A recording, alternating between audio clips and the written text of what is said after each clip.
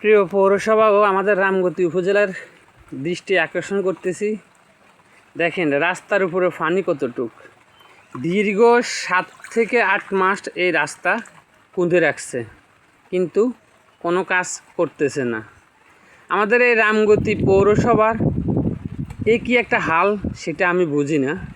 প্রত্যেকটা রাস্তায় এই অবস্থা, কিন্তু কাজ করতেছে না। কন্ডাক্টর কাজ নিয়ে ঘুমাচ্ছে, কিন্তু পৌরসভার কর্তৃপক্ষ অথবা উপজেলার কোনো কর্তৃপক্ষ এর ব্যবস্থা নিতেছে না।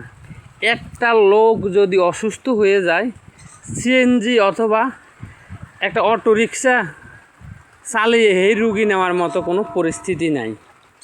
তাইলে আমাদের এই 1 নম্বর ওয়ার্ডের মানুষের দুর্ভোগের কথা কোনো পৌরসভা ভাবতেছে না। আমরা কি পৌরসভার ট্যাক্স দিতেছি না? আমরা কি পৌরসভার নাগরিক না? আমাদের পৌরসভার বিভিন্ন মহলের রাজনীতি মহলের দৃষ্টি আকর্ষণ করে বলছি, আপনারা যে ভোট চাইতে আসেন বা আপনারা আমাদের কাছে আসেন, কি নিয়ে আসবেন? আমাদের এই কথা কখনো চিন্তা করেন না। সবকিছু আপনারা ঠিকাদার বা কন্ডাক্টরের কথা নিয়ে আপনারা ভাবেন। আমরা চাই দ্রুত গতিতে আমাদের এই রাস্তার কাজটা হয়ে যাক।